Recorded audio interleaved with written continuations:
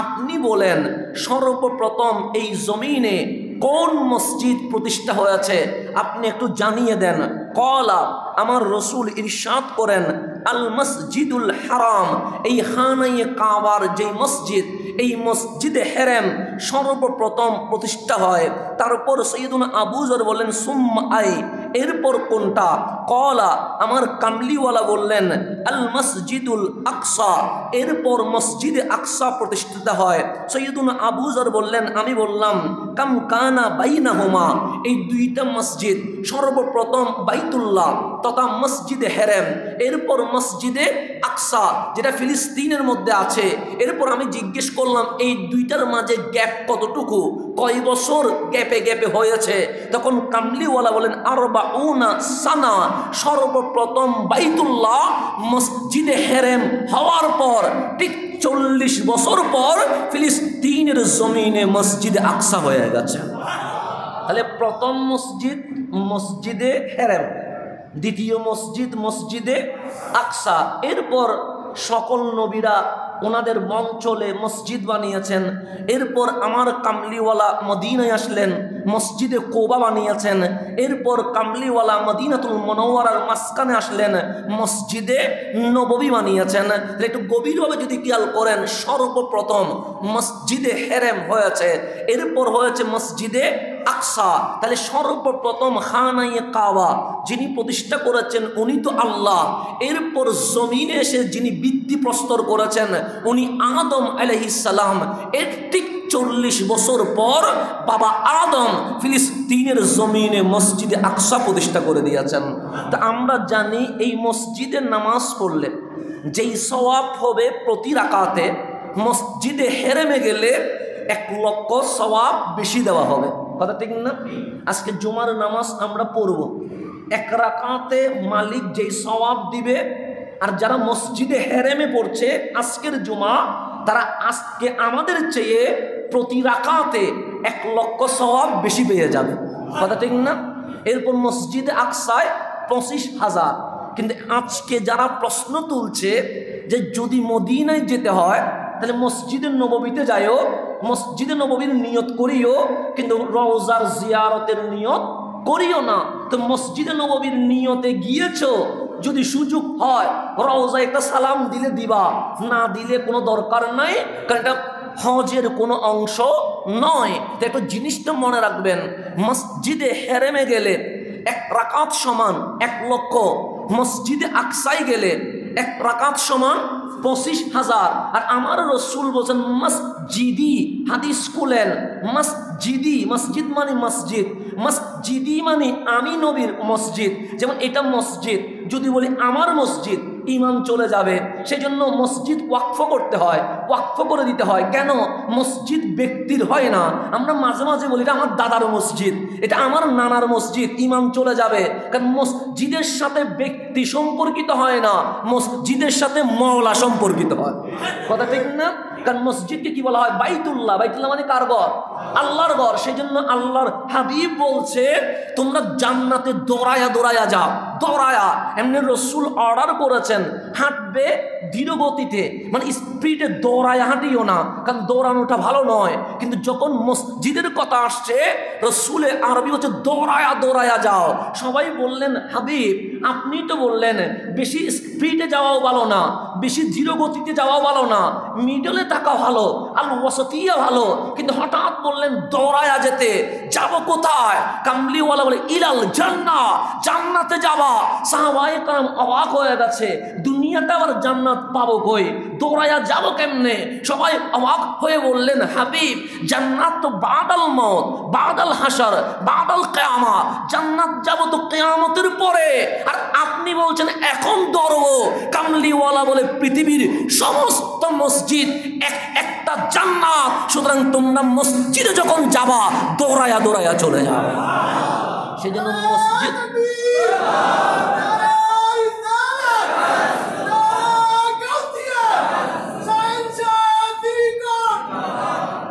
এখন আসেন, মসজিদকে ব্যক্তির সাথে সম্পর্কিত করা যাবে না। বলা যাবে না এটা আমার বাবার মসজিদ, বলা যাবে না। বাংলাদেশে অনেক সময় এগুলো হয়, সেজন্য দাদার মসজিদ বিদায় সেখানে মোতোয়াল্লি ওনাকেই হতে হবে, সেই জন্য মারামারি বাজে আরেকটা মসজিদ হয়, এগুলো সবগুলো মসজিদে দেরারের হুকুমে চলে যাবে। আমাদের বাংলাদেশে হয় 10 হাত দূরে আরেকটা কি আছে মসজিদ, এগুলো কেন হয়? ওই বংশীয় মারামারির কারণে হয়। এগুলো সব মসজিদে দেরারের হুকুমে চলে যাবে। মসজিদ নিয়ে কোনো বাপদাদা চলে না, মসজিদ নিয়ে বংশ পরম্পরা চলে না, মসজিদ নিয়ে কোনো প্রকার গ্রুপিং চলে না। মসজিদ নিয়ে আজ বাংলাদেশে নিউজ হয়, আপনারা দেখেছেন, এক মসজিদের কারণে 60টা মসজিদ হয়েছে। কিছুদিন আগে দেখলাম প্রত্যেকটা মসজিদে দেরারের হুকুমে চলে যাবে, একটারও নামাজ কবুল হবে না। কেন? বাপ দাদা নিয়ে মারামারি করছে। তাহলে মসজিদ আমার বলা যাবে না, বললে ঈমান শেষ। মসজিদ বাবার বলা যাবে না, ঈমান শেষ। মসজিদ দাদার বলা যাবে না, ঈমান শেষ। মসজিদ নানার বলা যাবে না, ঈমান শেষ। কেন? ওয়াকফ করে দাও। ওয়াকফ কার নামে? মাওলাকে দিয়ে দাও। মসজিদ আল্লাহর, জমিনও আল্লাহর, মসজিদও আল্লাহর। তো দুনিয়াতে কেউ আমার মসজিদ বলতে পারে না, কিন্তু আমার হাবিব কামলিওয়ালা বলছে মসজিদি, আমার মসজিদ, আমার মসজিদ, আমার মসজিদ। পৃথিবীর জমিনে কেউ আমার মসজিদ বলতে পারে না। আমার ভাই বলতে পারে, আমার ঘর বলতে পারে, আমার বাড়ি বলতে পারে, আমার গাড়ি বলতে পারে, কিন্তু আমার মসজিদ বলতে পারে না। কিন্তু কামলিওয়ালা বলে, যেই মসজিদের ডেলি 5 বার আমি কদম রাখি, যেই মসজিদের দেওয়ালে আমি হেলান দেই, যেই মসজিদের মিম্বরে আমি বসি, যেই মসজিদের মিম্বরে আমি সংসদ সাজাই, যেই মসজিদের দরবারে বসে আমি সমস্যার সমাধান করি, এটা মসজিদি। সেই জন্য এটার নাম মসজিদে আকসা নয়, এটার নাম মসজিদে হেরাম নয়, এটার নাম মসজিদে নববী। নববী মানে নবীর মসজিদ, নবীর মসজিদ। কামলিওয়ালা বলে মসজিদি। কেউ যদি আমার মসজিদে আসে, 1 রাকাতে 50,000 সওয়াব হয়ে যায়। আর মসজিদে, আমার মসজিদে, নবী বলছেন মসজিদি। কেউ যদি আমার মসজিদে আসে, 1 রাকাতে কত হবে? তাহলে প্রথম মসজিদে হেরেম, এরপর মসজিদে আকসা। হেরেম হচ্ছে 1 লাখ, আর আকসায় গেলে কত? 25। আর 1400-1500 বছর আগে কামলিওয়ালার পবিত্র হাতে হইল মসজিদে নববী। এটাকে আমার নবী 2nd স্টেপে নিয়ে এসে বসে মসজিদি। আমার মসজিদে আসলে কয় হাজার? 50,000। তো নবীর মসজিদে আসলে যদি যেখানে নবীজির কদম লেগেছে, যেখানে নবীজির জিসমে আথার লেগেছে, যেখানে নবীজির পিঠ মোবারক লেগেছে, ওই মসজিদে আসলে যদি 50 হয়, যেখানে কামলিওয়ালা খুদ নিজেই আসে, ওখানে গেলে কি হবে? যেখানে কদম লাগছে এখানে আসলে কয় হাজার, আর যেখানে খুদ নিজেই আছে সেখানে গেলে কি হবে? তো একটা জিনিস মনে রাখবেন, আমি একটা জিনিস বলি, গাড়ি এটা রব্বুল আলামিনের নিয়ামত, বাড়ি এটা রব্বুল আলামিনের নিয়ামত, চাকরি আমার আল্লাহর নিয়ামত, ব্যবসা আমার আল্লাহর নিয়ামত, আমি নিঃশ্বাস নিচ্ছি নিয়ামত, আমি চোখে দেখছি নিয়ামত, আমি হাত পা নাড়ছি নিয়ামত, আমি জিকির করছি নিয়ামত, আমি মসজিদে আসছি নিয়ামত, আমি নামাজ পড়ছি নিয়ামত। এক কথায় আমার সামনে পিছনে ডানে বামে উপরে নিচে যা দেখছি, যা দেখছি না, যা চলছে, যা চলছে না, যা অনুধাবন করছি, যা অনুধাবন করতে পারছি না, সকল কিছু কার নিয়ামত? এটা অস্বীকার করার কোনো সুযোগ আছে? নাই। নিয়ামত দিয়েছেন কে? তো এখন শুকরিয়া করতে হবে কার? সেই জন্য কোরআন শুরু হয়েছে আলহামদুলিল্লাহ। শুকরিয়া করব কার? একটা জিনিস মনে রাখবেন, গাড়ি নিয়ামত, বাড়ি নিয়ামত, সংসার নিয়ামত, পোলাপাইন নিয়ামত, আমার যা আছে সব কিছু নিয়ামত। কিন্তু একটা জিনিস মনে রাখবেন, এগুলো সবগুলো বোনাস। এগুলো সব কি? বোনাস। এগুলো বোনাস থাকলেও যা, না থাকলেও। আপনার 10টা বিল্ডিং আছে, মারা যাবেন, তো থাকলেও যা, না থাকলেও তা। রিক্সাওয়ালা বিল্ডিং ছাড়া চলতে পারছে না, পারছে তো, তাহলে এগুলো বোনাস না? রিক্সাওয়ালা যদি রিক্সা একটা দিয়ে চলতে পারে, আমার 10টা বিল্ডিংয়ের দরকার নাই, তো আমিও যদি আল্লাহ আমাকে বিল্ডিং না বানাইতেন, আমি ওইভাবে চলতাম, তাহলে এটা আমার কি? বোনাস। আমার সন্তান না হলেও আমার জীবন চলবে, কিন্তু সন্তান হয়েছে, এটা আমার বোনাস। আমার জীবন এতটুকু না আসলেও চলতো, মালিক যদি নিয়ে যেত সমস্যা নাই, তাহলে এই জীবনটা আমার বোনাস। আমি নামাজ পড়ছি, এটাও কি? বোনাস।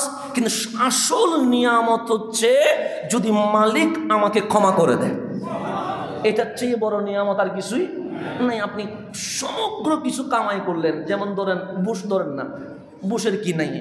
সব আছে তো। আমেরিকার দুবার প্রেসিডেন্ট হয়েছে, ক্ষেপণাস্ত্র আছে, সেনাবাহিনী আছে, র্যাব, পুলিশ, আর্মি আছে, ক্ষমতা এত বেশি, ইরাক, আফগান সবগুলো কি করে দিয়েছে, নাশ করে দিয়েছে। উনি কথা বললে বাংলাদেশের প্রেসিডেন্ট, আমরা কাফা দূরের কথা, বাংলাদেশের প্রেসিডেন্টও কি করছে, কাফা শুরু হয়ে গেছে। তাহলে সব আছে না নাই? আছে। নাই কি ওনাদের জীবনে নাই এরকম কিছু আছে? সব আছে। কিন্তু কাল হাসরের ময়দানে যখন দাঁড়াবে তখন হিসাব হবে কি হবে না? হবে। আল্লাহ বলবে সম্পদ, উনি বলবে আছে। টাকা, উনি বলবে আছে। মানুষ, উনি বলবে আছে। পাওয়ার, উনি বলবে আছে। দাপট, উনি বলবে আছে। অস্ত্র, উনি বলবে আছে। মিলিয়ন বিলিয়ন ডলার, উনি বলবে আছে। সব আছের কাতায় আছে।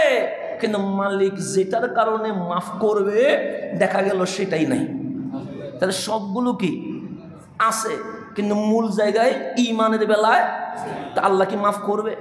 আল্লাহ বলবে যা, কোথায় চলে যা? জাহান্নামে চলে যা।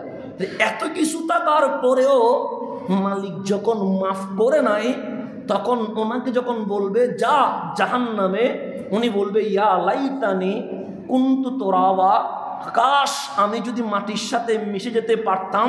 তাহলে আজ ক্ষমতা স্টপ হয়ে গেছে, দাপট স্টপ হয়ে গেছে। ভাবছে আমি যদি আজ গরু ছাগল হইতাম, আমি যদি অন্তত কুকুর হইতাম, আমি যদি অন্তত শূকর হইতাম, তাও তো ভালো ছিল। কেন আমি মাটির সাথে মিশে যাইতাম? ইয়া লাইতানি কুনতু তুরাবা, আমি মাটির সাথে মিশে যাইতাম। তাহলে আল্লাহ সব দিয়েছে কিন্তু ক্ষমা করে নাই। তাহলে ক্ষমা না করা, এটাকে আফসোস করে কোরআন বলছে। তারা বলবে ইয়া লাইতানি কুনতু তুরাবা, যদি কাশ এই গরু ছাগল মহিষের মতো মাটির সাথে মিশে যেতে পারতাম। কেন ক্ষমা হয় নাই? ক্ষমা হয় নাই।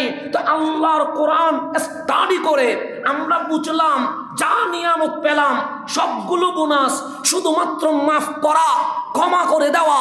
আমার মালিক যদি বলে যা মাফ করে দিয়েছি, এটার চেয়ে বড় নিয়ামত আর কিছু নাই। তো আমার মালিক বলছে কাবা দেখেছো, সওয়াব হবে, দোয়া করলে দোয়া কবুল হবে। হেরেমে গিয়েছো, নামাজ পড়ো, 1 লাখ হবে। মসজিদে আকসায় গিয়েছো, 25,000 হবে। মসজিদে নববীতে গিয়েছো, 50,000 হবে। কিন্তু আসল নিয়ামত ক্ষমা, ক্ষমা। আমার মালিক বলছে লাউ আন্নাহুম ইযলামু আনফুসাহুম জাউকা, আরে ক্ষমা যদি পাইতে চাও, মসজিদ নয়, মসজিদ নয়, কাবা নয়, কাবার কাবা, কামলিওয়ালার কদমে চলে যাও।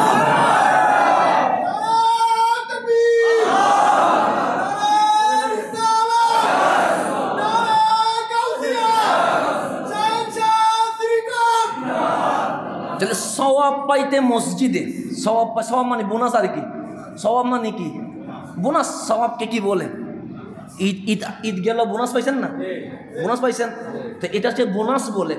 কিন্তু ক্ষমাটা হচ্ছে আসল ডিউটি। তো আল্লাহ হচ্ছে সওয়াব পাইতে, বোনাস পাইতে মসজিদে যাও, আর ক্ষমা পাইতে আমার কামলিওয়ালার কদমে যাও। এখানে জাউকা, কা মানে একটা শুধু, হাবিব আপনার কাছে আসতে বলবেন। জাউ ইলাল মসজিদিল হেরেম বলে নাই, ইলা মসজিদ আন-নববী বলে নাই, ইলাল মসজিদ আল আকসা বলে নাই। সে জাউকা, হাবিব আপনার কাছে আসেন। তো হাবিব বলছে আমি বলি নাই, বলছে কে? আর 1 লক্ষ সওয়াব এটা বলছে হাবিবে। এটা রসুলে আরবি বলছে যে সওয়াব কত লাখ, মসজিদে হেরেমে 1 লাখ। এটা কোরআন বলে নাই, এটা রহমতুল্লিল আলামিন। মসজিদে নববীতে 50,000, এটা কোরআন বলে নাই, এটা রহমতুল্লিল। মসজিদে আকসাতে 25,000, এটা কোরআন বলে নাই, এটা রহমতুল্লিল। মসজিদে কৌবাতে 2 রাকাত নামাজ পড়লে কবুল উমরার সওয়াব, এটা কোরআন বলে নাই, এটা বলছে রহমতুল্লিল। তো আল্লাহ বলছে হাবিব আপনি যেহেতু কাউসারিয়তের শান পেয়েছেন, আপনি বেশি বেশি করে বোনাসের কথা বলছেন, কিন্তু আসল জিনিস মাফ, মাফ। এই মাফ কোথায় পাবে এটা আপনি বলিয়েন না, কারণ নিজের শান নিজে বলে না। আর হাবিবের শান তো মাহবুব বলবে, হাবিবের শানকে বলবে। তো আমি বলছি জাউকা, যদি মাফ নামের আসল জিনিসটা চাইতে চাও, মসজিদ নয়, যাবে কোথায়? হাবিবের কদমে। সেজন্য অনেক আশেক আছে হজে যায় নিয়ত করে যাব তো নবীর কদমে, সুযোগ পাইলে তওয়াফ করব। এটা আশেকদের নিয়ত আর কি, আশেকের নিয়ত। হাসান আল বসরির নিয়ত আর আমার নিয়ত কি এক করতে পারবেননি? এরকম নিয়ত আশেকের নিয়ত। যাবো তো কামলিওয়ালার কাছে, সুযোগ পাইলে কি করে নিব? এটা ইমাম মালিকের নিয়ত, আমার নিয়ত না। এটা সৈয়দুনা মালিকের নিয়ত। যাবো তো নবীর কদমে, সুযোগ পাইলে তওয়াফ করে নিব, সুযোগ পাইলে। কিন্তু এটা আগের নিয়ত করছে কামলিওয়ালার।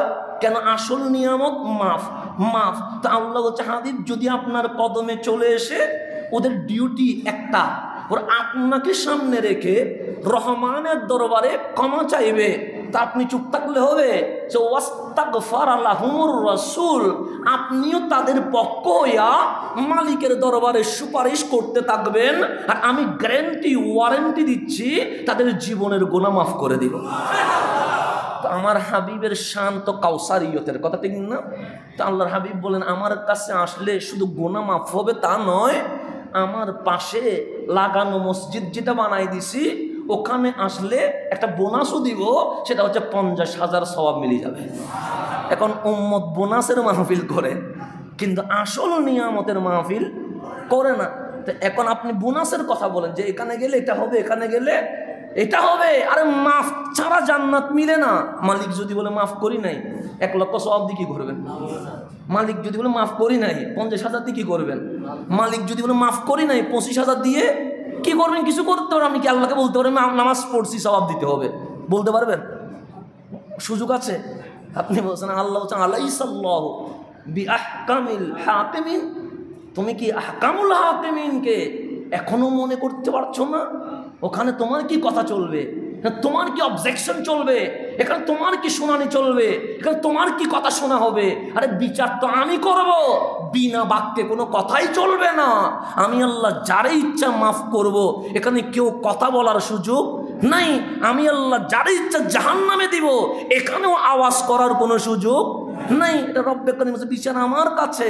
তো সেখানে আপনি কেমনে বলবেন আমি জুমা পড়ছি সওয়াব দিবা না কেন?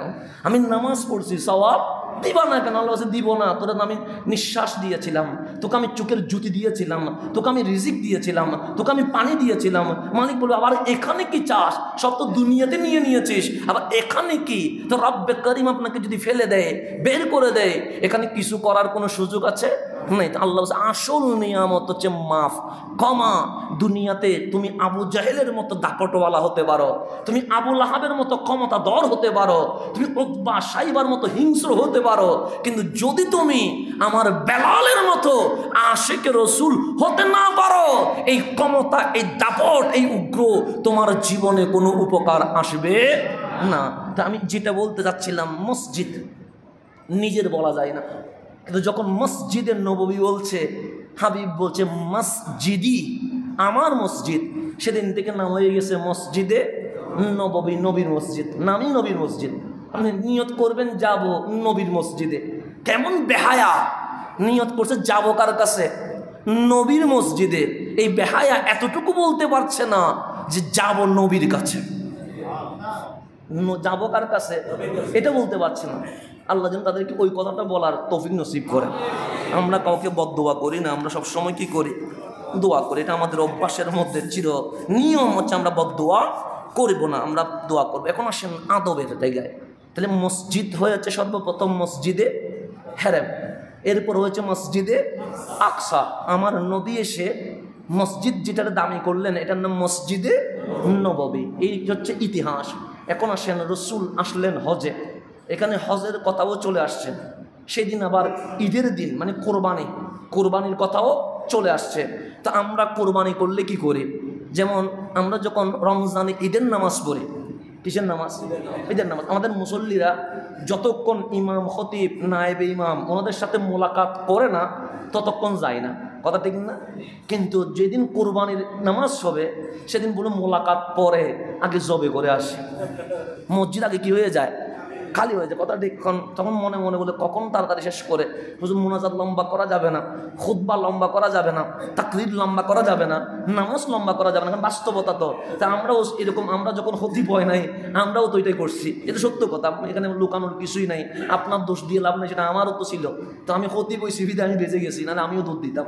তো যেটা সত্য কথা, মিম্বরে যেহেতু আমি উঠে গেছি, আমার দায়িত্বের কারণে আমাকে শেষ মুসল্লি পর্যন্ত কি করতে হচ্ছে। তা আমি যদি খতিব না হইতাম, হয়তো বা আপনাদের সকালের আগে আমি চলে যাইতাম। স্বাভাবিক দায়িত্ব আমাকে এখানে দাঁড়া করে রাখছে, সুতরাং দোষীটা আপনার বললে ভুল হবে। সবারই একই। তাহলে কোরবানি আসলে একটু তাড়াহুড়া বাড়ে কি বাড়ে না? বাড়েন। যেমন আমি কোরবানি দিন দেখলাম 8টার ভিতর সব শেষ, আলহামদুলিল্লাহ। আপনারা আমাকে দ্রুত বিদায় দিয়ে দিয়েছেন, আমি একটু খুশি হয়েছি, কারণ আমি অনেক জায়গায় যেতে পারছি না। আপনারা যদি আমাকে দাঁড় করে রাখতেন তাহলে আমার তারা অনেকক্ষণ সময় যেত এবং আমার সমস্যাও হয়ে যেত। আলহামদুলিল্লাহ, তো কোরবানিটা আমার দ্রুত চলে যায়। তো এখানে কোরবানিও ছিল এবং ঈদের দিনও ছিল, আবার হজের দিনও ছিল। এখন আসেন, একদিকে 1.25 লক্ষ সাহাবী, একদিকে 1.25 লক্ষ সাহাবী, সবাই কোরবানি করবে, কারণ হজে আসছে। হজ করলে কোরবানি করতে হবে কি হবে না? হবে, স্বাভাবিক বিষয়। আপনি হজে যখন গেছেন, আপনার উপর কোরবানি দম দেওয়া কি হয়ে গেছে? ওয়াজিব হয়ে গেছে। তা আপনি কোরবানি করবেন, এতে কোনো সন্দেহ? আপনি বাংলাদেশে আছেন, কোরবানি ওয়াজিব হলে করবেন, ওয়াজিব না হলে ছেড়ে দিলেন, কোনো সমস্যা। হজে যখন বলেন, তাহলে 1.25 লক্ষ সাহাবী কোরবানি করবে, কামলিওয়ালাও কোরবানি করবে ঠিক ঈদের দিন। হজ শেষ করে ক্বালান নবী, এটা আমার কথা না, এটা বুখারী মুসলিমের কথা। ক্বালান নবী সাল্লাল্লাহু আলাইহি ওয়াসাল্লাম বিমিনা, আমার নবী মিনায় মিম্বরে দাঁড়ালেন, ইরশাদ করলেন, আতাদরুনা আইয়ু ইয়াউমিন হাযা, তোমাদের মধ্যে কেউ কি আছে আজকের দিবসটা নাম কি জানো কি না? কেউ আছে? যেমন আমি যদি জিজ্ঞেস করি আজকের দিনের নাম কি, জুমার দিন বলবেন না? আর উল্টা আমারে বলবেন এতে মনে পাগল হয়ে গেছে কিনা, জোহরের নামাজ না পড়ে মসজিদে খুতবা দিচ্ছে আর জিজ্ঞেস করছে আতাদরুনা আইয়ু ইয়াউমিন হাযা, তোমরা কি জানো আজকের দিবসটার নাম কি? আপনারা বলবেন হুজুর আপনি জুমার দিন দাঁড়াইছেন, মিম্বরে জুমার খুতবা দিচ্ছেন, আজকে ইয়াউমুল জুমা, জুমার দিন, তো সেদিন ঈদের দিন। কামলিওয়ালা বলছেন আতাদরুনা, তোমরা কি জানো আইয়ু ইয়াউমিন হাযা, এই দিনটার নাম কি তোমরা জানো? তো 1.25 লক্ষ সাহাবী যারা হজে আসছে, ওরা কি জানে না আজকে ইয়াউমুন নাহার, কোরবানির দিন? জানে না? ওরা কি জানে না এটা ঈদের দিন? জানে কি না? জানে। ওরা কি জানে না জিলহজের 10 তারিখ? জানে না? জানে। 1.25 লক্ষ, এখানে 1.25 লক্ষ হবে? হবে না, হাজারের মধ্যে ধরেন, ওখানে লক্ষ পার হয়ে গেছে। কলু 1.25 লক্ষ সাহাবী, সৈয়দুনা সিদ্দিক আকবর থেকে শুরু করে আখের তক সবাই হাত তুলে বলছেন আল্লাহু ওয়া রাসূলুহু আলাম, আমরা কিছুই জানি না, আল্লাহ এবং রসুলই জানেন। আদব কারে কয় শিখেন, এটা বুখারী মুসলিম আমার না। আবার আপনি বলবেন মানে আমি বানাই নিয়ে আসছি মনে হয়, না না। আমি যদি জিজ্ঞেস করি একজন না একজন বলবে এটা জুমার দিন, বলবে স্বাভাবিক। আমাকে জিজ্ঞেস করলে আমিও বলবো জুমার দিন, কয়টা বাজে, 12টা বাজে বলবো। কিন্তু 1.25 লক্ষ সাহাবী একজনও তো, এখানে তো অনেকে সিদ্দিক আকবর তো সোহবত বেশি পেয়েছে, এরকমও আছে, অনেকে কম সোহবত পেয়েছে, এরকম আছে না? সেই দিনও মুসলমান হয়েছে, এরকমও তো আছে। যে আজকেই কি হয়েছে, মুসলিম হয়েছে, এরকমও আছে না? তো ওনাকে কি আদব শিখাইছে? উনি তো বলতে পারতেন আজকে ঈদের দিন, কিন্তু হাবিবের সোহবতে আসতে দেরি সেকেন্ড লাগে নাই, আদব শিখে ফেলছে। 1.25 লক্ষ বলছে আজকে কোন দিন আমরা জানি। এর আগের হাদিস, মানে এটা যেটা বলছি আব্দুল্লাহ ইবনে ওমর রাদিয়াল্লাহু আনহু, বুখারী, এর আগের হাদিস। এখানে জিজ্ঞেস করছে তোমরা কি জানতে না দিবসটার নাম কি? সে জানি তো। তো রাসূলুল্লাহ সাল্লাল্লাহু আলাইহি ওয়াসাল্লাম কত সুন্দর করে জিজ্ঞেস করছে আতাদরুনা আইয়ু ইয়াউমিন হাযা, তোমরা কি জানো দিবসটার নাম কি? তোমরা একজনও বললা না কেন? জানতাম এটা কোরবানির দিবস, জানতাম এটা ঈদের দিন, জানতাম এটাতেই হজের দিন, কিন্তু বলি নাই কেন? আমাদের মন তো জানে না কামলিওয়ালা জিজ্ঞেস করেছে কেন। হয়তো আমার নবী দিবসটার নাম চেঞ্জ করে দিত। আমার নবী যদি বলতো আজকে ঈদের দিন নয়, আজকে মুহররমের দিন, সেটা মুহররম হয়ে যেত। আরে আদব কাকে বলে? আমার রাসূল ফাকালা, কামলিওয়ালা বললেন ফাইন্না হাযা ইয়াউমুন হারাম, আজকের দিনটা হচ্ছে সম্মানিত দিবস, এটার চেয়ে বড় সম্মানী দিবস আর হতে পারে না। এরপর আল্লাহ রাসূল বলছেন আফাতাদরুনা আইয়ু বালাদিন হাযা, তোমরা কি জানো যেই মিনার উপর দাঁড়িয়ে আমি বক্তব্য দিচ্ছি এই বলদ শহরের নাম কি? তোমরা কি জানো? যেমন আমরা যদি বলি এইটার নাম কি, আমরা বলবো শাহজাহানপুর, কথা ঠিক না? রেলওয়ে কলোনি বলবো, তাহলে আমরা তো নাম বলবো। রাসূল পাক আছেন কোথায়? মিনায়। জায়গার নাম কি? মাক্কাতুল মুকাররমা। জানে কি জানে না সবাই? তো রাসূল আরবি বলছেন আফাতাদরুনা তোমাদের মধ্যে কেউ আছো? আইয়ু বালাদিন হাদা, আজকে দিবসটার নাম কি? কলু, তারা বললেন আল্লাহু ওয়া রাসূলুহু আলাম, আমরা জানি না এটার নাম কি, আল্লাহ এবং রসুলই জানেন। কেন জানেন না? কোরআন তো বলছে, আপনি জানবেন না কেন? কোরআন বলছে। কোরআন কি বলছে? কোরআনের মধ্যে কোরআন নিজেই বলছে যে এই ইন্না আউওয়ালা বাইতিন উদিয়া লিন-নাসি লাল্লাযী বিবাক্কা, বিবাক্কা, কোরআন বলছে প্রথম ঘর যেটা মানুষের জন্য বানানো হয়েছে এটা বিবাক্কা, জায়গার নাম বাক্কা, যেটাকে আমরা মক্কা বলছি, কোরআন বলছে এটার নাম কি? বাক্কা। তো আমার আল্লাহর কোরআনের আয়াত আগে নাজিল হয়েছে, কামলিওয়ালা জিজ্ঞেস করছে পরে কখন বিদায় হচ্ছে, আগে নাজিল হওয়া, আল্লাহ বলছে এটার নাম বাক্কা। তো সাহাবায়ে কেরামকে বলছে আইয়ু বালাদিন হাযা, এই শহরের নাম কি? তো একজনও তো বলতে পারতো হাবিব কোরআনে এটাকে বাক্কা বলেছে, এটার নাম বাক্কাতুল মুকাররমা বলতে পারতেন, এটার নাম বাক্কা আশ-শরীফা বলতে পারতেন, কিন্তু কেউ বলে নাই। বলছে আল্লাহু ওয়া রাসূলুহু আলাম, আল্লাহ এবং ওনার হাবিব ভালো জানে। কেন? যদি আমরা বলতাম বাক্কা, হাবিব যদি বলতেন না না এটার নাম বাক্কা নয়, এটার নাম মদিনা, সেদিন থেকে এটা মদিনা হয়ে যেত। আকিদা কারে কয়? আকিদা। আপনি আকিদা নেন। তারপর আমার রসুল বললেন কলা বালাদুন হারাম, এটা হচ্ছে পবিত্র শহর। এটা কি শহর? এরপর আমার রসুল বলেন আফাতাদরুনা আইয়ু শাহরিন হাযা, তোমরা এই মাসটার নাম জানো? তো মাসের নাম কি? জিলহজ। জানো তোমরা এই মাসের নাম? কলো, ওনারা বললেন আল্লাহু ওয়া রাসূলুহু আলাম, আমরা জানি না এই মাসের নাম কি। হাবিব বললেন শাহরুন হারাম, এটা পবিত্র শহর। দেখেন একটা বারের জন্য কোনো আওয়াজ করছে? আদব কারে কয়? আদব এই জিনিসটা মসজিদে গৌসুল আজমে শেখানো হয়, এটা অন্য কোথাও শেখানো হবে না। এটা কাদরিয়াতে শেখানো হয়, এটা খানকাতে শেখানো হয়, এটা দরবারে শেখানো হয়, এটা পীরের মজলিসে শেখানো হয়, এটা অন্য কোথাও শেখানো হবে না। আদব আমরা কোনো ব্যক্তি থেকে শিখি নাই, আদব আমরা সাহাবী রসুল থেকে শিখেছি। যারা রসুলের পাশে ছিলেন ওনাদের থেকে শিখছি। আপনি অবাক হয়ে যাবেন, আমি কামলিওয়ালার কি বলবো, আপনি অবাক হয়ে যাবেন। আমরা চুল রাখি কয় সিস্টেমে? 3 সিস্টেম, হয়তো বেশি ছোটো, না হলে এই যে মাঝারি সিস্টেম, না হলে বাবরি সিস্টেম। কয়টা সিস্টেম হলো? 3টা। কেউ কি মেয়ের মতো চুল রাখে? না, এটা দেখতে বিশ্রী দেখা যায়, মানুষ হাসবে, কারণ ও যখন পিছনে হেঁটে যাবে মানুষ পিছন দিকে ছেলে না মেয়ে, এটাই তো সমস্যায় পড়ে যাবে। কথা ঠিক না? যারা ইফটিজিং করে তারা সমস্যায় পড়ে যাবে, বলবে এটা ছেলে না মেয়ে, কারণ সমস্যা হয়ে যায়। তো চুল লম্বা হলে ঝামেলা হয় কি হয় না? হয়। তো একজন সাহাবী ছিলেন, উনি চুলটাকে মেয়েদের মতো যেটা কোফা করে, নাকি এটার নাম কি বলে? হ্যাঁ কোফা, এটাকে করে চুল বেঁধে রাখতেন। আর যখন বসতেন চুলটা খুলে দিতেন, খুলে দিলে চুলটা মাটিতে গিয়ে পড়তো। উনি যে বসছে চুল কোথায় গেছে? তো মাটিতে। তো লম্বা চুল রাখলে মানুষ একটু টিটকারি করে না, বলছে এটা কিছুক্ষণ চুল মাটিতে পড়ে গেছে, মেয়ের মতো চুল।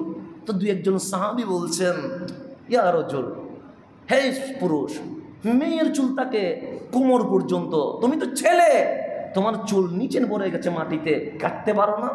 আমি জীবনে কাটবো না। সে কেন? বলছে কামলিওয়ালা একদিন আমার এই চুলের উপর হাত রেখেছিল। আমার রসুল একদিন কি রেখেছিল? হাত। এই বাচ্চা আছে না, বাচ্চারা দুষ্টামি করলে আমরা গরম হয়ে যায়, স্বাভাবিক, আমাদের নফসানিয়তের কারণে। কিন্তু রহমতুল্লিল আলামিন কি গরম হতে পারে? এটা রহমত নিয়ে আসছে, রউফুর রহিম হয়ে আসছে, এটা গরম হয় কেমনে? গরমের মেশিন আল্লাহ আমাদেরকে দিছে, হাবিবকে দেয় না। হাবিব তো শুধু মাফ করতে জানে, কথা ঠিক না?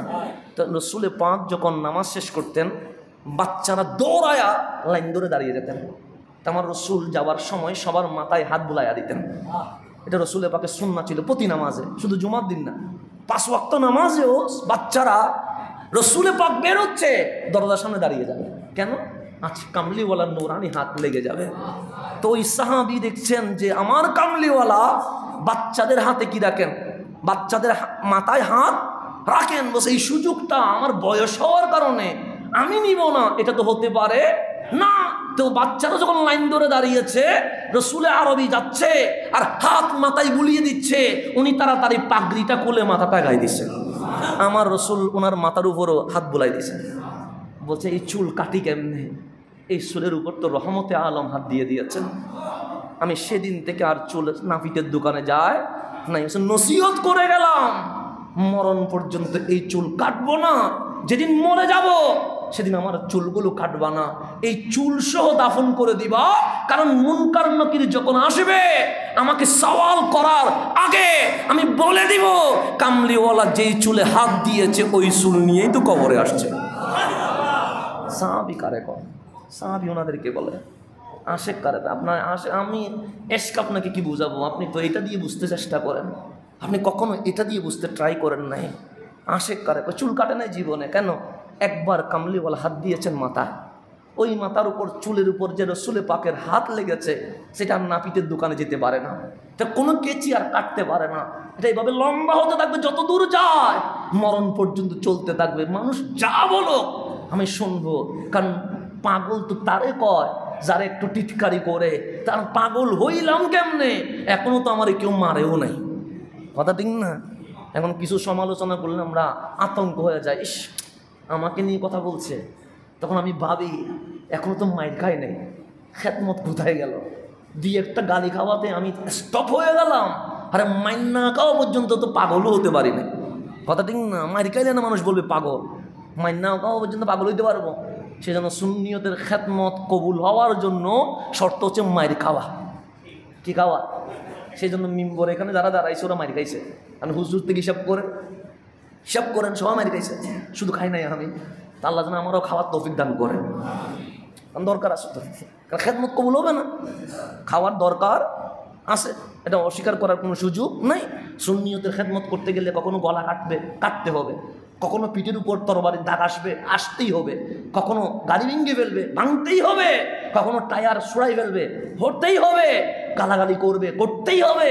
কারণ পাগল তো তারে কয় যে মায়ের খাইতেই হবে, তাহলে পাগল হবে কেমনে? কথা ঠিক না?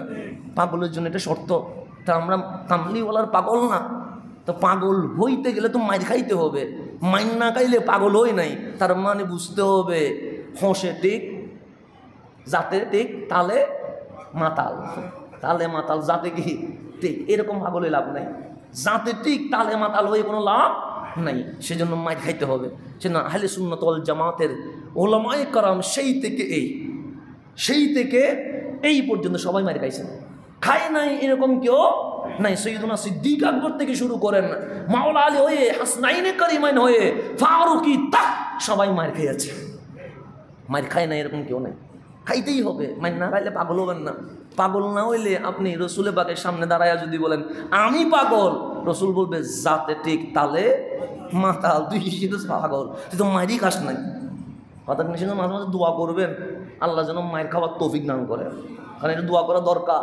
কারণ যাতে ঠিক হইলাম নাই, যাতেও পাগল হইতে হবে, তারপর এটাকে আশেক বলে। সেজন্য সাহাবী চুল ছেড়ে দিয়েছে, লম্বা হোক, মানুষ পাগল বলো, এটা নিয়ে মস্কারি করো, ঠাট্টা করো, হাসি করো, হাসাহাসি লাফালাফি করো, আমি তো জানি এই চুলের উপর কার হাত পড়ে গেছে, তারকে মস্কারি করতে দাও, আমি আমারটা নিয়ে তাকে। এতটুকুতে ইন্তেকাল করছে, হাদিসে লেখা আছে ওনাকে ওইভাবে চুল লম্বা অবস্থায় ওনাকে কি করে দিয়েছেন?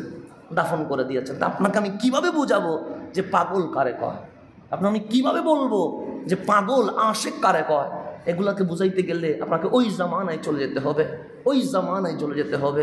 সেজন্য পাগল যখন পাগল হয়ে যায়, রসুলে আরবের শরীর মোবারক যখন জান ওয়াকফ হয়ে গেছে, তখন পড়ে আছে, ফারুক আজম তরবারি বের করে বলছেন আমার নবীর কেউ মরা বললে আমি গর্দান 2 ভাগ করে ফেলাম। এটারে পাগল বলে। এটার কে বলছে? নবী তো ঘুমাইছে। কে বলছে মারা গেছে? কেউ যদি মরা বলে 2 কূপ করে ফেলবো। সবাই দেখলেন ওমরকে থামানো যাবে না, সবচেয়ে যিনি নরম সিদ্দিক আকবর, উনি বলছেন আমাকে শক্ত হতে হবে, নাহলে ওমর তো থামবে না। মিম্বরে উঠে খুতবা দিয়েছেন, ফারুকে আজম নরম হয়েছেন। আশেক তো তারে কয়, এমন পাগল হতে হবে যেই পাগল শুধু মাইর খাবে, মাইর না কইলে সাথে পাগল বলে না। সেই জন্য সাহাবায়ে কেরাম এরকম পাগলামি করেছে। কেউ চুল লম্বা করে দিয়েছেন, কেউ ওই নবীজির ড্রেসটা রেখে দিয়েছেন, কেউ রসুলের নখ মোবারক রেখে দিয়েছেন, কেউ রসুলের দাড়ি মোবারক রেখে দিয়েছেন, কেউ রসুলের চুল মোবারক রেখে দিয়েছেন। রসুল যে পাত্রে পানি পান করেছে, আর সেই পাত্র যখন মা আয়েশার ঘরে, তখন মানুষ লাইন ধরেছে। আম্মা জান আয়েশা থেকে বলতেন এই আম্মা জান, রসুল আরবি যেটাতে পানি পান করেছে ওই পাত্রটা একটু বাহির করে দেন, আমরাও পানি পান করে বরকত নিতে থাকবো। এরকম ছিল পাগলামির দৃশ্য। এগুলাকে বলতে গেলে জুমার পর জুমা চলে যাবে, কিন্তু আলোচনা কি হবে না, শেষ হবে না। তার রাসূল আরবি বললেন এই মাসটা পবিত্র মাস, তার দিবসটাও পবিত্র, মাসটাও পবিত্র, শহরটাও। এরপর রাসূল আরবি কি বলছেন, ফা ইন্নাল্লাহা হাররামা আলাইকুম দিমাআকুম ওয়া আমওয়ালাকুম ওয়া আরাদাকুম কাহুরমাতি ইয়াউমিকুম হাযা ফি শাহরিকুম হাযা ফি বালাদিকুম হাযা। এই তোমাদের শহরকে মালিক যেরকম পবিত্র করেছে, এই তোমাদের মাস জিলহজকে মালিক যেভাবে পবিত্র করেছে, এই ইয়াউমুন নাহার কুরবানির দিবসকে মালিক যেভাবে পবিত্র ঘোষণা করেছে, ঠিক তোমাদের জন্য মালিক তোমাদের জান মাল ইজ্জতকেও পবিত্র করে দিয়েছে। দেখেন, বলছে কাবা যেরকম পবিত্র, তোমার ইজ্জতও সেরকম পবিত্র। জিলহজ যেরকম পবিত্র, তোমার মালও সেরকম পবিত্র। এই বলাদ শহর মক্কা যেরকম পবিত্র, ঠিক তোমার রক্তও সেরকম পবিত্র। তা আল্লাহ আপনাকে কি মেসেজ দিয়েছেন এই হাদিসের মাধ্যমে? কারণ রসুলের হাদিস কৌলকার, আল্লাহর কালাম তো আল্লাহর। তিনি কি কথা বলছেন, যে তুমি মানুষকে কষ্ট দিয়ে 1000বার কাবায় গেলেও কোনো কাজ হবে না। এটাই বলছেন যে শহরে জিলহজ যেরকম পবিত্র, মক্কা নগরী যেরকম পবিত্র, ইয়াউমুন নাহার কোরবানির দিবস জিলহজের 10 তারিখ যেরকম পবিত্র, তোমাদের জান, তোমাদের মাল, তোমাদের ইজ্জতও সেরকম পবিত্র। তুমি কাউকে খুন করে হেরেমে গেলে কোনো কাজ হবে না। তুমি কারো ইজ্জত লুণ্ঠন করে হেরেমে গেলে কাজ হবে না। তুমি কারো মাল বক্ষণ করে হেরেমে গেলে কোনো কাজ হবে না। তাই ঠিক মানুষকে, মানুষের রক্ত, মানুষের জান, মানুষের মাল, মানুষের ইজ্জত যিনি দিতে পারে, উনি যদি কাবায় যায় তাহলে উনি নিজেই পবিত্র হবে। মানুষ কষ্ট দিয়ে হজ করে কোনো লাভ নাই, এটাই বোঝাচ্ছেন। সেই জন্য আউলিয়া কারাম আমাদেরকে সবক দিয়েছেন। সুফিয়ায়ে কারাম সৃষ্টির সেবার মধ্য দিয়ে সস্তা রাজি হয়। কিসের মাধ্যমে? সৃষ্টির সেবার। এটা তরিকতের সবক, এটাই হাদিস থেকে আমরা পেয়েছি। এখন আসেন, আমার কামলিওয়ালা মক্কা নগরীকে কীরকম ভালোবেসেছেন। হাদিস তিরমিজি শরীফে আছে, দুটো আমি যেটা বলবো। সৈয়দুনা ইবনে আব্বাস রাদিয়াল্লাহু তাআলা আনহুমা বলছেন, ক্বালা রাসূলুল্লাহ সাল্লাল্লাহু আলাইহি ওয়াসাল্লাম লিমাক্কাতা, আমার কামলিওয়ালা মক্কার সামনে দাঁড়িয়ে মক্কাকে ইশারা করে হাতের আঙ্গুল মোবারক তুলে বলছেন, মা আতিয়া বাকি মিন বালাদিন ওয়া আহাব্বাকি ইলাইয়া, হে মক্কা, তোমার চেয়ে পুত পবিত্র এই জমিনে আর কোনো জমিন নাই। আমি ভালোবাসি যেই জমিনকে, সেই জমিনের মধ্যে তোমার চেয়ে বেশি আর কাউরে ভালোবাসি নেই। কাকে বলছেন? মক্কাকে বলছেন। এর উপর কি বলছেন? লৌলা আন্না কওমি আখরাজুনি মিনকা মা সাকান্তু গায়রাকা, হে মক্কা, আমার কওম যদি আমারে বের করে না দিত, আমি নবী এই মক্কার জমিন ছাড়া অন্য কোনো জমিনকে পছন্দই করতাম না, শুধু তোমাকেই ভালোবাসতাম। এরপর হযরতে আব্দুল্লাহ ইবনে আব্দি ইবনে হামরা আজ-জুহরি উনি বলছেন রাদিয়াল্লাহু তাআলা আন, উনি বলছেন রাসূল পাক যখন মক্কা থেকে বের হয়ে গেছে, হিজরত করবে, সে রাআইতু, আমি নিজের চোখে দেখছি। সাইয়্যিদুনা আব্দুল্লাহ বলছেন রাসূলুল্লাহ সাল্লাল্লাহু আলাইহি ওয়াসাল্লাম কামলিওয়ালাকে ওয়াকিফান আলাল হাজওয়ারা, হাজওয়ারা নামক জায়গায় রসুল দাঁড়িয়ে আছে, যেটা মক্কার মদিনার মধ্যবর্তী স্থান। যখন হিজরত করছে হাজওয়ারাতে দাঁড়িয়ে কামলিওয়ালা বলছেন, ওয়াল্লাহ, আল্লাহর কসম, ইন্নাকি লাখাইরু আরদিল্লাহ, নিশ্চয়ই তুমি আল্লাহর জমিনের মধ্যে সবচেয়ে উত্তম। ওয়া আহাব্বু আরদিল্লাহি ইলাল্লাহ, আল্লাহর পুরা মাখলুকাতের মধ্যে যত জমিন আছে সমস্ত জমিনের মধ্যে আমার মালিক তোমাকেই সবচেয়ে বেশি ভালোবাসে, তোমার চেয়ে বেশি অন্য কাউরে ভালোবাসে না। এরপর আমার রসুল বলছেন, লৌলা ইন্নি উখরিজতু মিনকা মা খারাজতু, যদি আমার কম আমাকে বের করে না দিত, আমি কখনো মক্কা ছেড়ে চলে যেতাম না, আমি কখনো ইয়াসরাবকে মদিনায় বানাইতাম না। কিন্তু তোমার থেকে আমার কম আমাকে বের করার কারণে আমি ইয়াসরাবকে মদিনায় মুনাওয়ারা বানাইয়া দিছি। এরপর কামলিওয়ালা বলছেন, তোমরা নিয়ত করিও, কি করিও? নিয়ত করিও। কিসের নিয়ত? আমরা নিয়ত করি না যে যদি কাশ আমার মরণটা যদি এই জায়গায় হয়, এরকম নিয়ত করি কি করি না? প্রত্যেক প্রবাসী মনে মনে নিয়ত করে আমার মরণটা যেন আমার এলাকায় হয়। কারণ প্রবাসে আছে, ওখান থেকে মারা গেলে লাশ আনতে কত কষ্ট, আর ওখানে যদি দাফন হয় জিয়ারত হবে কি হবে না এটার কোনো গ্যারান্টিও নাই, ওয়ারেন্টিও নেই। আর এলাকায় হলে মসজিদে জিয়ারতের মধ্যে জিয়ারত হয়ে যাবে, প্রত্যেকের নিয়ত আছে না নাই? আছে। কিন্তু কামলিওয়ালা বলছেন যখন আমি ইয়াসরাবকে মদিনা বানিয়ে দিয়েছি, তুমি তাওয়াফ কাবাই করিও, হজ কাবাই করিও, কিন্তু মরণের নিয়তটা মদিনায় করিও। সাহাবায়ে কেরামকে বলতেন তোমরা যখন তাওয়াফ করতে যাবা দ্রুত চলে আসিও। আমরা বলবো বেশি দিন থাকিও, কিন্তু কামলিওয়ালা হচ্ছে তাওয়াফে যখন যাবা, উমরায় যাও, হজে যাও, দ্রুত কোথায় চলে আসবা? মদিনায় চলে আসিও, বেশি দিন স্টে করিও না। কেন? হায়াত মতের বিশ্বাস নাই। তাওয়াফ মক্কায় হোক, লাব্বাইক আল্লাহুম্মা লাব্বাইক মক্কায় হোক, কিন্তু মরণটা যেন মদিনায় হয়। কারণ আমি নবী তো মদিনাকে কি করে নিয়েছি? বাছাই করে নিয়েছি। সেই জন্য যারা আশেক তারা জান্নাতুল বকির মরণের কবিতা লেখে না? লেখে। চাঁদপুরের মধ্যে মতলবের মধ্যে দরবার আছে, হজরতে মনজুর রিফাই তিনি দোয়া করেছিলেন যে আমার মরণ যেন কোথায় হয়? মদিনায় হয়, জান্নাতুল বাকিতে হয়। আশেক ছিল তো, ওলি ছিলেন তো, মরণ ঠিক ওখানে হয়ে গেছে। লিখেছেন বাংলাদেশে কবিতা, জন্ম কোথায়? বাংলায়, তাকে কোথায়? বাংলায়, কিন্তু কবিতা লিখেছে মরণ যেন হয় কোথায়? মদিনায়। হজে গেছেন, ঠিক রহমানের দরবারে কবুল হয়েছেন, মরণ হয়েছেন ঠিক নবী মসজিদে নববীর ওই জান্নাতুল বাকিতে ওনার দাফন হয়ে গেছে। তো সেই জন্য মরণ যেন কোথায় হয়? মদিনায় হয়। এটা হচ্ছে মানুষ কামনা করে, মানুষ কামনা করে। আপনি বলবেন আজকে তো এরকম পরিবেশ না, এটা ইমাম মাহাদি আসলে পরিবেশ, সাহাবায়ে কেরামের যে আশকানা পরিবেশ ছিল, এই পরিবেশ মদিনায় আবার চলে আসবে ইনশাআল্লাহ, আবার আসবে ইনশাআল্লাহ। সেই জন্য মরণ বুঝবেন কোথায়? মদিনায়। হজ করবেন মক্কায়, হজ করবেন কোথায়? তাওয়াফ করবেন মক্কায়, আর মালিকের কাছে মরণ খুঁজবেন মদিনায়। কামলিওয়ালার কদমের নিকট যেন মরণটা হয়। সেই জন্য এই মরণের দোয়া করবেন, মরণের দোয়া করবেন কোথায়? মদিনায়। একদিন মদিনায় বৃষ্টি হয়েছে, আমাদের মধ্যে বন্যা হয় না?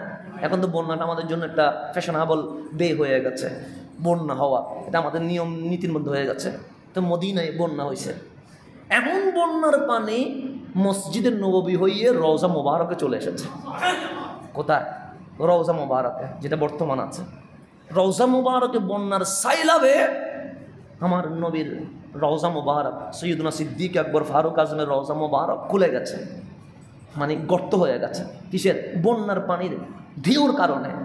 এখন দেখতেছেন ওইখানে তিনটা তো আছে, আমার কামলিওয়ালার রওজা আছে, পাশে সৈয়দনা সিদ্দিক আকবর আছে, এর পাশে সৈয়দনা ফারুকে আজমকে। এমন গর্ত হয়ে গেছে, একটা পা মোবারক দেখা যাচ্ছে।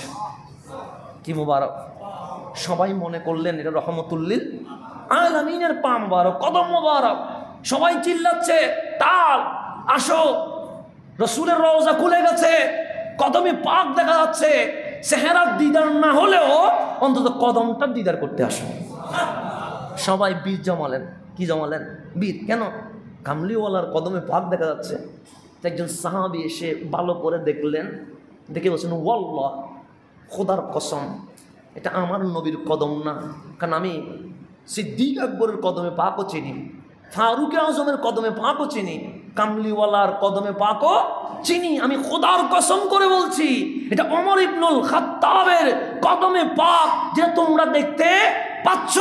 এখন আমার কথা হচ্ছে, যিনি কামলিওয়ালার গোলামিয়তে নিজের জীবন ওয়াকফ করে দিয়েছে, ওনার কদমে পাক যদি ঘেমে যায়, ওখান থেকে যদি সুগন্ধ বের হয়, মুনিবের কি অবস্থা হবে?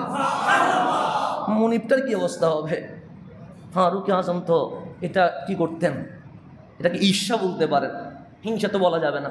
সাহাবায়ে কেরামের শান, ঈর্ষা বলতেন। নবীর গোলাম কথা এটা পরিচয় দিতে কি করতেন? পছন্দ করতেন, উনি খুব পছন্দ করতেন যে আমি রসুলে পাকের গোলাম, এটা বলতে পছন্দ করতেন। এবং নিজেকে এত ছোটো করতেন যে ছোটোর কোনো কি হয় না, তুলনা হয় না। সিদ্দিক আকবরের যখন ওয়াফাত হয়ে গেছে, উনি খলিফা হিসেবে মিম্বরে উঠছেন, ঘোষণা করছেন আজ খলিফাতুর রসুল হিসেবে ওমর ইবনুল খাত্তাব জুমার তাকরির করবে। উনি ডাক দিয়ে বললেন কি বলেছ? বলছে খলিফাতুর রসুল বলেছে। কাকে? ওমরকে। জীবনে এই শব্দ কখনো আর যেন ইউজ না হয়। আর খলিফাতুর রসুল একমাত্র সিদ্দিকে আকবর, আর ওই আবু বকরের খলিফা হিসেবে আমি ওমর দাঁড়িয়ে আছে। খলিফাতুর রসুল এটা বলতে ভয় করতেন, রসুলের খলিফা এই শব্দটা কি আছে ওজন, এটা বলতে ভয় করতেন। কেন ফারুক আজম কি খলিফাতুর রসুল হওয়ার যোগ্যতা রাখে না? রাখে তো। যার ব্যাপারে আমার রসুল বলছেন নবুয়তের দরজা খোলা থাকলে আমার ওমর নবী হয়ে যেত, তো উনি কি খলিফাতুর রসুল হওয়ার যোগ্যতা রাখে না? রাখে, কিন্তু শব্দের ওজনের দিকে ভয় পাইছে। ওমর খলিফাতুর রসুল এই শব্দ ইউজ করবে না, ওমর রসুলের গোলাম এই শব্দ ইউজ করবে। এটা হচ্ছে, আপনাকে এরকম বলতে গেলে আমাদের সময় চলে যাবে। তখন এই কাবার ব্যাপারে হাসান আল বসরি বলছেন, আন-নাজরু ইলাল কাবা ইবাদাতুন, কাবার দিকে তাকিয়ে থাকা এটা ইবাদা। এটা কি? ইবাদা। ক্বালা রাসূলুল্লাহ সাল্লাল্লাহু আলাইহি ওয়াসাল্লাম, কামলিওয়ালা বলছেন, মান নাযারা ইলা বাইতিল্লাহি ঈমানান ওয়া ইহতিসাবান ওয়া তাসদীকান, যে ব্যক্তি ঈমানে সওয়াব পাওয়ার আশায় দৃঢ় বিশ্বাসে খানায়ে কাবার দিকে তাকিয়ে থাকবে, কিছু করে নাই, শুধু কার দিকে তাকায় আছে? আল্লাহর ঘরের দিকে তাকায় আছে, সে গুফিরা লাহু মা তাকাদ্দামা মিন যামবিহি ওয়া মা তাআখারা, ওই মুহাব্বতের কারণে মালিক আগের এবং পিছের সমস্ত জীবনের গুনাহ মাফ করে দিবেন। ওয়া হুশিরা ইয়াউমাল কিয়ামা মিনাল আমিনিন, আর হাসরের জীবনে যখন আমরা নফসি নফসি করব, তখন আমার মালিক তাকে আমিনিন, যারা নিরাপদ, যারা আরশের নিচে ছায়া পাবে, ওনাকে আরশের নিচে এনে আমিন বানিয়ে ফেলবেন। তারপর হাসান আল বসরি বলছেন, মান নাজারা ইলা বাইতি নাজরাতান, হাসান বসরি বলেন রাসূল পাক ইরশাদ করেন, মান নাজারা ইলাল বাইত, যিনি আল্লাহর ঘরের দিকে তাকিয়ে আছেন, নাজরাতান মিন গাইরি তাওয়াফিন ওয়ালা সালাতিন, তাওয়াফও করছে না, নামাজও এমনিতে কি করে আছে, কাবার দিকে তাকিয়ে আছে, বলছেন কানা ইনদাল্লাহি আজ্জা ওয়াজাল আফদালা মিন ইবাদাতি সানাতিন বিগাইরি মক্কা সাইমান ওয়া কাইমান ওয়া রাকিয়ান ওয়া সাজিদান, সে মক্কার বাইরে 1 বছর নামাজ পড়ছে, রুকু করছে, সিজদা করছে, লাগাতার রোজা রাখছে, ওই ব্যক্তি মাওলার কাছে যেই রকম ঠিক একটা লম্হা যে খানায়ে কাবার দিকে তাকিয়ে আছে, সে মালিকের কাছে ওই পর্যায়ে পৌঁছে গেছে। তারপর আমার কামলিওয়ালা বলছেন, আন-নাজরু ইলাল বাইত ইবাদা, খানায়ে কাবার দিকে তাকানো এটা কি? ইবাদা। মান নাজারা ইলাল কাবা ঈমানান ওয়া তাসদীকান খারাজা মিনাল খাতায়া কাইয়ুমি ওয়ালাদাতহু উম্মুহু, যে খানায়ে কাবার দিকে ঈমানের সাথে সওয়াব পাওয়ার আশায় তাকিয়ে থাকবে, সে ওই রকম শিশুর মতো যে মায়ের পেট থেকে জন্ম নিলে যেরকম মাসুম হয়ে যায়, সেও সেই রকম মাসুম হয়ে যায়। এটার নাম হচ্ছে বাইতুল্লাহ। তো রব্বে করিম আমাদেরকে বাইতুল্লাহর বারবার জিয়ারত করার তৌফিক নসিব করুক। বাস আমার কথাকে শেষ দিকে নিয়ে আসতে হচ্ছে, আমার অনেক আলোচনা জমা হয়ে আছে, এগুলো বলতে গেলে আরও 2-3 জুমা লাগবে। আমরা আপাতত জিলহজ হিসেবে আজকেই এখানে আমরা মুলতবি ঘোষণা করব, যেহেতু আগামী জুমা বছরের শেষ জুমা, তারপর মুহররম শুরু হবে, সেই সময় আমাদের শেষ জুমায় যেভাবে তাকরীর করা উচিত সেইভাবে করতে হবে। সেই জন্য আমি আজকে 2-1 মিনিটের মধ্যে এটাই বলছি। তো খানায়ে কাবার মধ্যে হাজরে আসওয়াদ আছে না নাই? আজ এইটাই কথা বলে শেষ। আমার কামলিওয়ালা বলছেন, ক্বালা রাসূলুল্লাহ নাযালাল হাজরুল আসওয়াদ মিনাল জান্নাহ, হাজরে আসওয়াদ এটা কোনো দুনিয়ার পাথর নয়, এটা কোত্থেকে আসছে? জান্নাত থেকে। সো হুয়া আসাদ্দু বায়াদাম মিনাল লাবান, দুধ যেরকম সাদা এর চেয়েও আরো বেশি কি ছিল? সাদা ছিল। কোনটা? হাজরে আসওয়াদ। এরপর আমার আল্লাহর হাবিব বলেন ফাসাওয়াদাতহু খাতায়া বনি আদম, এই আদম সন্তান যখন খানায়ে কাবায় যাওয়া শুরু করছে, এই বনি আদমের গুনাহ যখন ওই সাদা পাথরে লাগছে, গোনাগুলো চুষতে চুষতে এই হাজরটা ছিল আবিয়াত সাদা হয়ে গেছে, হাজরে আসওয়াদ সম্পূর্ণ কালো হয়ে গেছে। তা আল্লাহ রসুল বলছেন ইস্তামতাউ মিন হাযাল হাজরিল আসওয়াদ, হাজরে আসওয়াদ থেকে ফায়দা হাসিল করো। কি করো? কেন? বলছে কাবলা আন ইউরফা, এটাকে তুলে নেওয়ার আগে। তাহলে এই পাথর আর জমিনে থাকবে না, যে কোনো সময় উঠে আনবে। কেন? বলছে ফা ইন্নাহু খারাজা মিনাল জান্নাহ, এটা জান্নাত থেকে বের হইছে। আন্নাহু লা ইয়ামবাগি লিশাইইন খারাজা মিনাল জান্নাহ আল্লাহ ইয়ারজিআ ইলাইহা ক্বাবলা ইয়াউমিল কিয়ামা। এটা যতদিন থাকবে ততদিন কিয়ামত হবে না, আর এটা থাকলে কিয়ামত হওয়া সম্ভব না। কারণ জান্নাতের জানিস দুনিয়ায় থাকলে কিয়ামত হবে কেমনে? তা আমার মালিক যেদিন এটা জান্নাতে নিয়ে যাবে কিয়ামত হওয়ার কাজ শুরু হয়ে যাবে। তা আল্লাহর হাবিব বলে এটা যতদিন আছে নিয়ামত মনে করে ফায়দা হাসিল করো। কারণ দললেও ইবাদত, শুইলেও ইবাদত, চুমা দিলেও ইবাদত, গুনাহ জড়তেই থাকে। তো কাবার সাথে যেগুলো লাগে সবগুলো কি হয়ে যায়? দামি হয়ে যায়। এরকম বলতে গেলে যে রুকনে ইয়ামানি আছে, তারপর মাকাম ইব্রাহিম আছে, কামলিওয়ালা বলছেন এগুলো ইয়াকুত পাথর, কিসের? জান্নাতের। সে এতটুকু নূর ছিল যে আল্লাহর নূরটাকে চুবাইয়া দিয়েছেন। যদি আল্লাহর নূরটা দমিয়ে না দিতেন এটা পুরা বিশ্বকে আলোকিত করে রাখতো। এই পাথরগুলো উঠে যাবে। সেই জন্য আল্লাহর হাবিব বলেন নিয়ামত থাকতেই কদর করো, কারণ দাঁত থাকতেই আমরা দাঁতের মর্যাদা বুঝি না। তো মালিক বলছে হাজারে আসওয়াদ থাকতে হাজারে আসওয়াদের মর্যাদা দাও, মাকাম ইব্রাহিম থাকতে মাকাম ইব্রাহিমের মর্যাদা দাও, রুকনে ইয়ামানি থাকতে রুকনে ইয়ামানির মর্যাদা দাও। তে আল্লাহর ঘর বাইতুল্লাহকে এভাবে দামি করেছেন আমার কামলিওয়ালা রহমতুল্লিল আলামিন। আমার নবী বলেছেন কাবা, এটা কাবা হয়ে গেছে। আমার নবী বলছেন ক্যাবলা, এটা ক্যাবলা হয়ে গেছে। আমার রসুল বলেন দেখা এবাদত, এটা দেখা এবাদত হয়ে গেছে। আমার রসুল বললেন এটাকে দেখলে গুনাহ মাফ হয়ে যায়, এটা গুনাহ মাফ হয়ে যাওয়া শুরু হয়ে গেছে। আমার রসুল যা বলেছেন প্রত্যেকটা গুণ খানায়ে কাবায় গুণান্বিত হয়ে গেছে। রব্বে করিম আমাদেরকে জীবনে একবার হলেও খানায়ে কাবার তাওয়াফ করার সুযোগ করে দিক, আমিন। আজকের জুমায় আমরা চারটি জুমা একত্রিত করে আমরা এটাই বোঝাতে চেয়েছি বাইতুল্লাহর চেয়ে দামি আর কিছুই নাই। আল্লাহর হাবিবের কারণে এই বাইতুল্লাহ কি হয়ে গেছে? দামি হয়ে গেছে। রব্বে করিম এই দামি জিনিসের দাম হিসেবে সম্মান করার আমাদেরকে যেন তৌফিক নসিব করেন। 21 তারিখ থেকে 27 তারিখ পর্যন্ত আমাদের রশিদ বইয়ে টাকা উঠেছে 14,100 টাকা। 21 তারিখ মসজিদের রুমালে আমাদের টাকা উঠেছে 16,670